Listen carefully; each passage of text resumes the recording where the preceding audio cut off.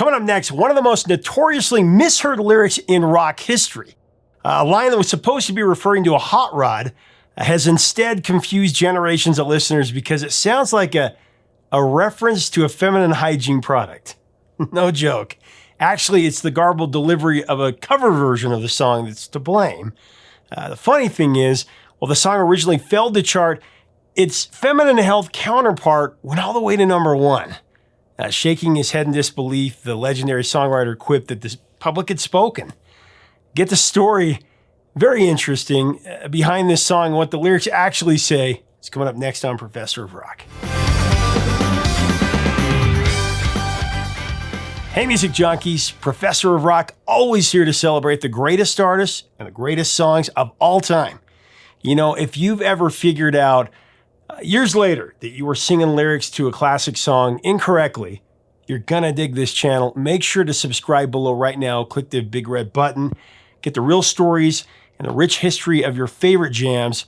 Also, click the bell so that you always know when our interviews are gonna drop. Got some great ones coming. Also, check us out on Patreon and our brand new merch below. Rock and Roll Hall of Famer Bruce Springteen has never had a number one hit on the Billboard Hot 100. No joke, never. Although he's come close, 1984 Born in the USA single Dancing in the Dark, that reached number 2. It's behind Prince's When Doves Cry. Even if we're just dancing in the dark, don't make me chase you, even doves that cry. He's had plenty of number one albums, and then the following year, Springsteen sang a solo, or actually a couple solos on the number one charity song We Are the World, with 50 plus musicians performing on the track. That gives him roughly 1/50th of the credit.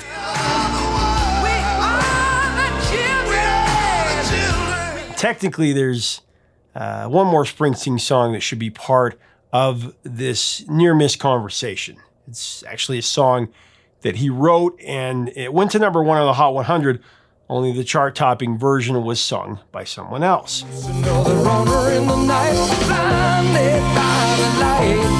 Today, we're going to give you the history, the story of how Blinded by the Light went from a non-hit to a number one smash with Manfred Mann, his Earth Band, and how the chorus has been sung incorrectly by many of us confused listeners, confused as to what the singer was actually saying.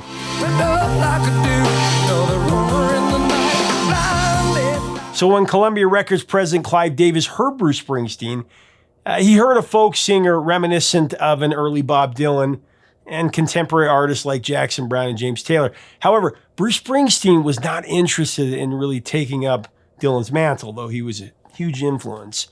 Being cast in the role of a folk-driven singer-songwriter was really about the last thing that he wanted. Rather, he was keen to work with a rock band, so for the Boss's first album, Greetings from Asbury Park, New Jersey, 50th anniversary of that, a compromise was reached that allowed Springsteen to bring in his boys, future E Street Band members Vinnie Lopez, Davey Sanchez, and Gary Tallent. Springsteen began writing the album in early '72. The resulting tracks would be largely autobiographical, a young New Jersey songwriter's thoughts as he set out to conquer New York City. When Bruce finished it, Clive Davis flat out rejected it. He felt that it lacked a potential hit single or even anything that could be played on the radio. In response to this, Springsteen wrote 2 more single-oriented tracks, Spirit in the Night and Blinded by the Light. Dance like spirits in the night, all night, in the night. Yeah, she was blinded by the light. I said Springsteen about it. I came home, busted out my rhyming dictionary, and I wrote Blinded by the Light. Cut loose like a deuce, another brother in the night.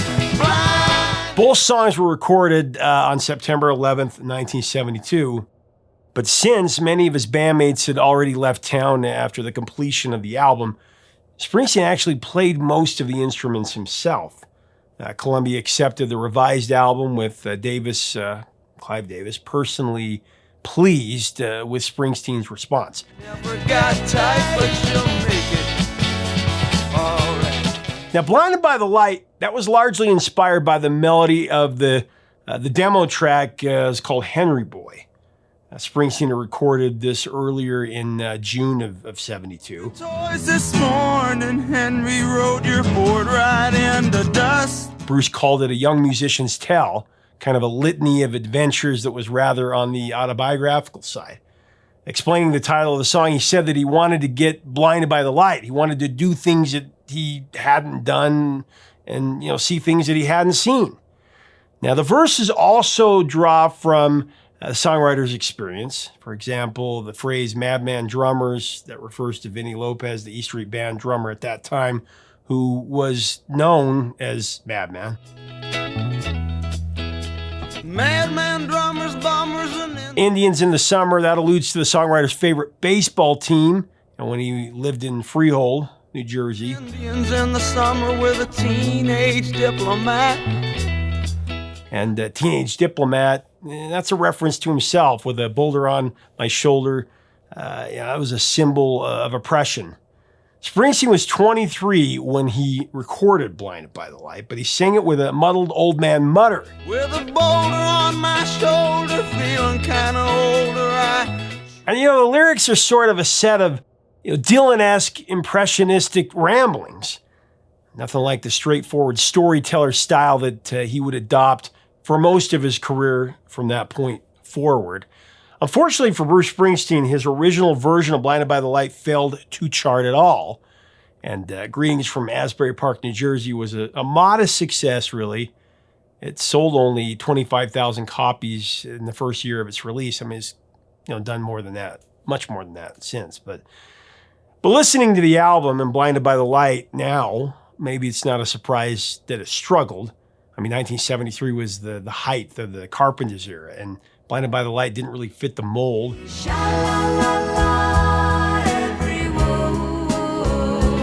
the merry-go-round with this very unpleasing. It's going to take a few years and a complete retooling by the Manfred Mann Earth Band to make that a reality.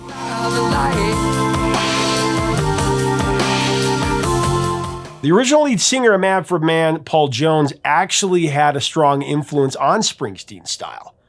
There are some similarities between Jones's higher-pitched voice and some of Springsteen's early songs. Bruce even performed the old Manfred Mann song, Pretty Flamingo, a lot of his concerts. She was so fine, like a flamingo. But the band's namesake, Manfred Mann himself, is more central to our story. Mann has definitely had an eclectic career with mixed commercial results in the U.S. In the U.K., Manfred Mann had 14 top 20 hits between 1963 and 1969, even more afterwards with new incarnations of the band. But stateside, there were definitely some really lean years. Manfred Mann's two biggest U.S. hits were covers of American songs. Jeff Berry and Ellie Greenwich's Do-Wah-Diddy Diddy. That went to number 1 on the Billboard Hot 100. Walking next to me, you're singing.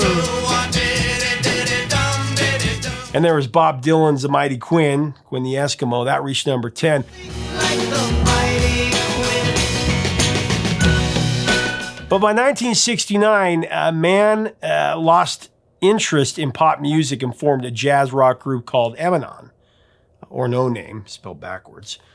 This group evolved into Manfred Mann Chapter 3, which recorded 2 unsuccessful albums. But then in 1971, Mann came back to pop and he teamed up with singer and guitarist Mick Rogers, a bassist Colin Pattenden, and drummer Chris Slade to form Manfred Mann's Earth Band. The latest Manfred Mann incarnation released its self-titled debut in February of '72. However, their first few singles, including Randy Newman's Living Without You and Bob Dylan's Please Mrs. Henry, they both charted poorly. Living without you. Please, Mrs. Henry, please. Between 1972 and 1975, the Manfred Earth Band released another 5 albums, but none produced a single that charted in the U.S. In 1976, Rogers was replaced by Chris Thompson, and new guitarist Dave Flett was brought in to tweak the band's sound. On August 27, 1976, the Manfred Mann Earth Band released their 7th studio album. It's called The Roaring Silence. It would see its fair share of success. In the U.S., the album reached number 10 on the Billboard 200 album chart.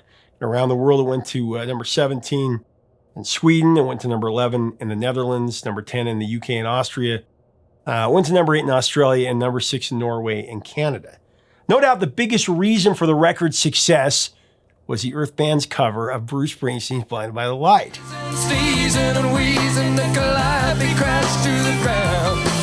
Now, as we break down this song, I do want to thank our amazing sponsor, Zenni Eyewear. Bottom line, if you are in need of new glasses, it's the only way to go. You download Zenni's new app and you design your own custom glasses, you put in your prescription, and they deliver them right to your door for a price that will blow your mind. Check it out today, Zenni.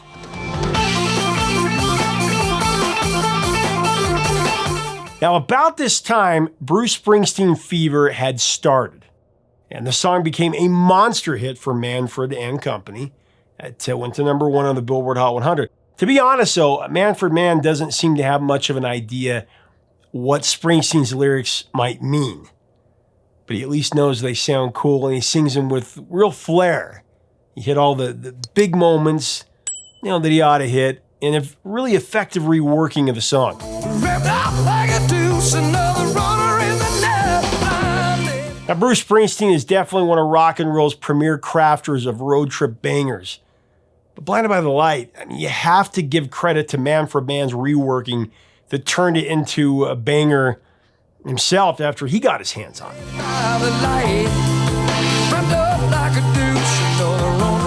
Manfred Mann's take on Blinded by the Light is a 7-minute long ride into synthesized rapture.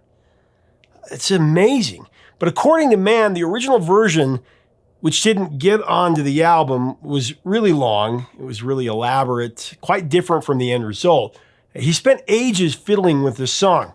Mann took liberties with several of Springsteen's lyrics, including changing Cut Loose Like a Deuce to Revved Up Like a Douche, except the way he says it is different than that. This, of course, resulted in one of the most notoriously misheard lyrics of all time. Generations of fans instead hearing Wrapped Up Like a Douche.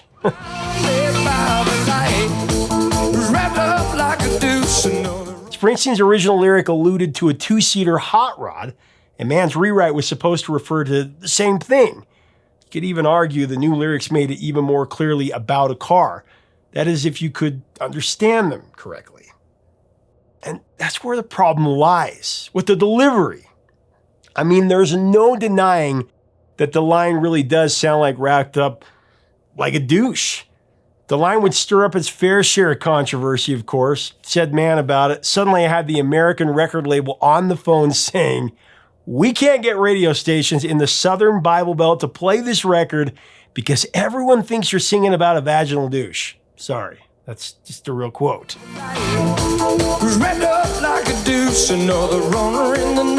Mann blamed the deuce-douche confusion on technical problems, a faulty azimuth due to tape head angles, which meant that they couldn't remix it.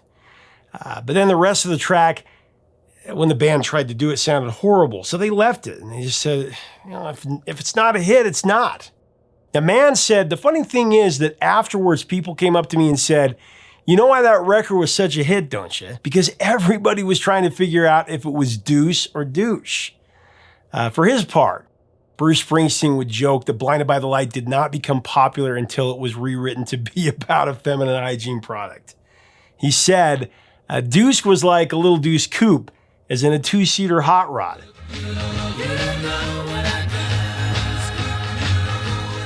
Douche is a feminine hygienic procedure, but what can I say?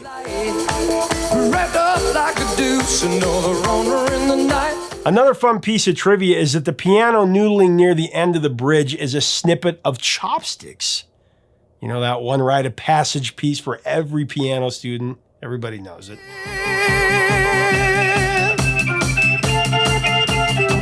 Mann, who had discovered synths, apparently went nuts on his Moog, mini Moog, and somehow came up with the strange idea to play Chopsticks in the middle of the song.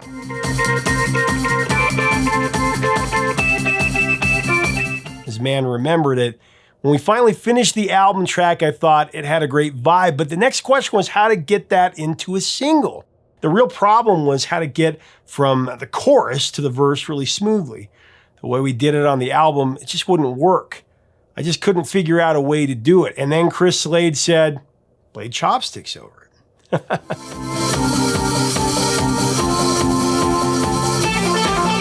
Blinded by the Light debuted at number 95 on the Hot 100 on November 20th, 1976. And after 13 weeks on the charts, it reached all the way to number 1. It also went to number 1 on the U.S. Cashbox chart. The song received monster airplay on radio stations across the English-speaking world. And since then, it's continued to be played daily, really.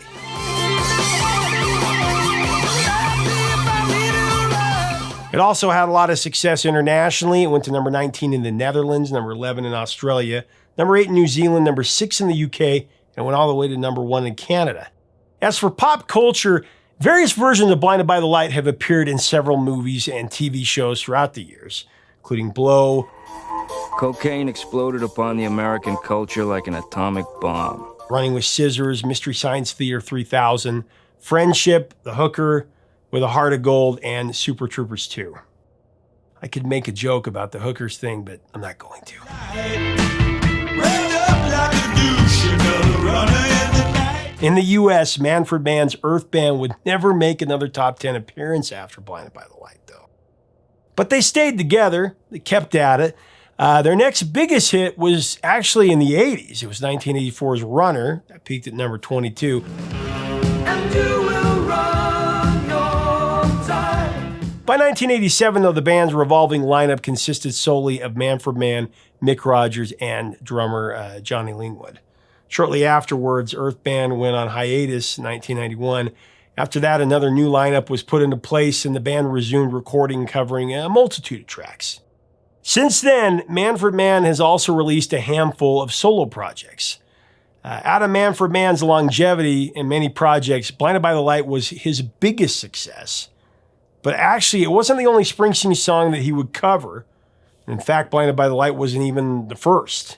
Manfred Mann's 1975 album Nightingales and Bombers contained the Springsteen-penned Spirit of the Night, a song that he wrote around the same time. That peaked at number 40, actually.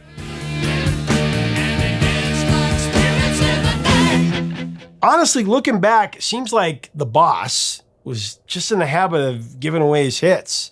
1977, there was For You, covered by Greg Kihn. 'Cause they're waiting for you at Bellevue. Then in 1978, Fire, performed by Pointer Sisters. That went to number 2 on the Hot 100.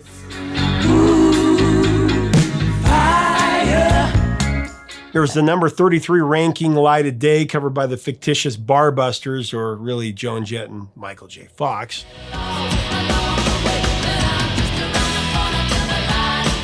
And then in 1988, the Dancing in the Dark B-side Pink Cadillac was covered by Natalie Cole. That went to number 5 on the Hot 100, and it went to number 1 on the Billboard Dance Club Songs chart. That almost made Born in the USA the album. Those are just a few examples, though. Of course, Bruce Springsteen still had plenty of hits of his own, and really by the time Manfred Mann's version of Blinded by the Light hit the charts, Springsteen was well on his way to stardom, appearing on Time magazine and Newsweek the same week. He'd go on to score his first top 10 hit just a few years later with Hungry Heart in 1980. That reached number 5. Everybody's got a hungry heart. By the time the 80s were half over even, Springsteen was a bona fide global superstar and now one of the biggest legends ever. His 1984 LP, Born in the USA, that became Billboard's highest selling album in 1985, beat out Wham's Make It Big, Bryan Adams' Reckless, Madonna's Like a Virgin, and Tina Turner's Private Dancer. The way I dance with you. Back in the summer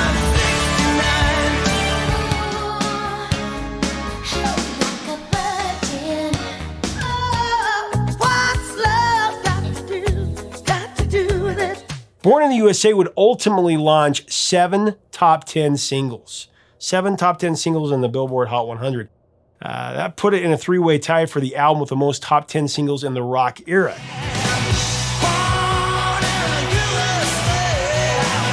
The other 2 albums were the siblings, Michael Jackson's Thriller and Janet Jackson's Rhythm Nation 1814. Again, that was in the rock era.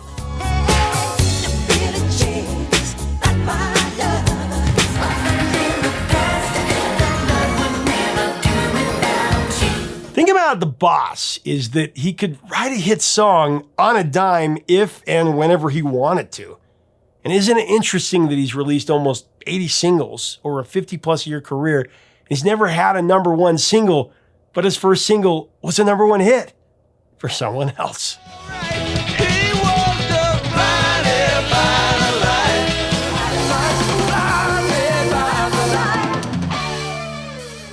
Thanks so much for watching. Leave us a comment about Blinded by the Light, the Springsteen version, the Manfred Mann's version, or both. What do you remember? What are your memories of this song? You think about the notoriously misunderstood lyric. Let us all know below. Again, we don't talk about politics here. This is all about music. I know there's some strong feelings about certain artists. Springsteen is one of my favorites of all time. I love his music. It's an incredible catalog. It's been life-changing for me. But tell us your memories. Tell us your thoughts. And if you like this content, we ask you to subscribe below. Let us really become a part of this community. We'd love to have a discussion about your favorite era, your favorite bands, your favorite songs, and get the interviews that you'll really enjoy. And also check out our Patreon and our merch. We actually have the Vintage Years collection, which is pretty exciting. Until next time, 3 chords and the truth, my friends.